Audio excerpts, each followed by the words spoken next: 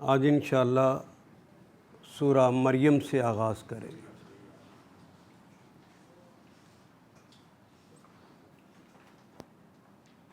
سورہ مریم کا نام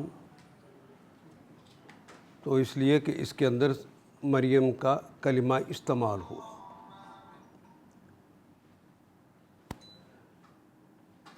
وَاذْكُرْ فِي الْكِتَابِ مریم، تو یہ جو کلمہ استعمال ہوا ہے اس وجہ سے اس کا نام مریم رکھ دیا گا، موضوع یہ نہیں۔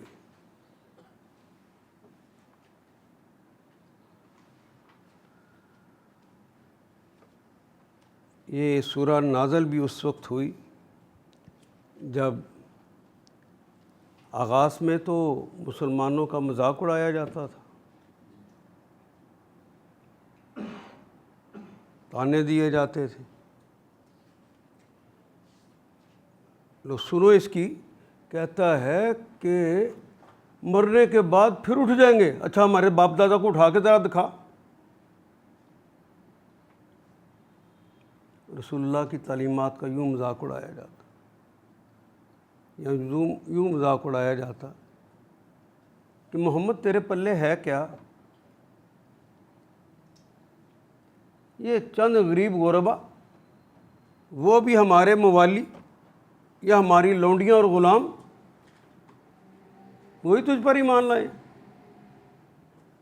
اگر کوئی سچائی ہوتی تو ان پڑھے لکھے لوگوں میں سے، ان سرداروں میں سے بھی تو کوئی ایمان لاتا نا۔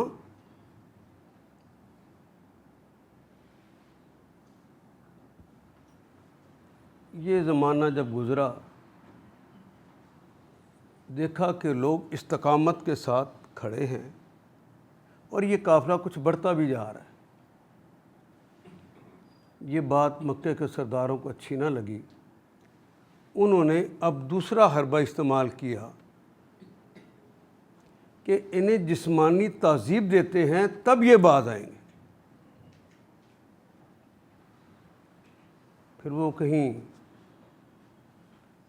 امیہ بن خلف حضرت بلا بن رباح کو پکڑتا، مکہ آپ کو پتہ تپ جاتا ہے، اس ریت پہ لٹا کے اس کے اوپر بھاری پتھر رکھ دیتا، کبھی کوڑوں سے مارتا۔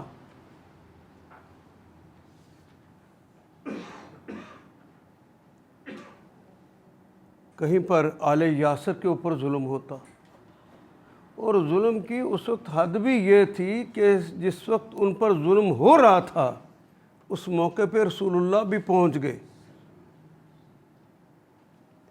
جا کے یہ نہیں کہا کہ ان مظلوموں کو کیوں مارتے ہو۔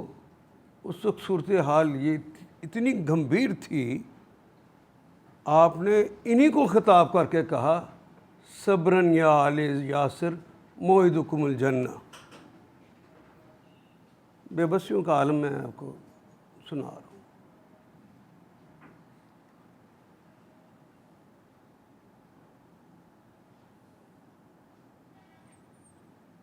بلا بن رباح ہوں، عامر بن فہیرہ ہوں، ام عبیس ہوں، عمار بن یاسر ہوں، ان کے والد، ایک ایک کہانی دل کو ہلا دینے والی ہے۔ خود اسلام کی پہلی شہیدہ حضرت سمیہ رضی اللہ تعالی عنہ، ابو جہل لعین نے ان کی ایک ٹانگ کو ایک اونٹ کے ساتھ باندھا اور دوسری ٹانگ کو دوسرے اونٹ کے ساتھ باندھا، اور دونوں اونٹوں کو مخالف سمت میں بھگا دیا۔ آپ کی شرمگاہ میں نیزہ مارا اور آپ دو لخت ہو گئی۔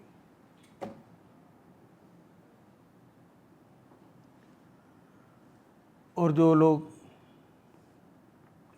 کچھ پیشہ ورانہ کام بھی کرتے تھے ان کے ساتھ بھی یہ اسی سلوک ہوا۔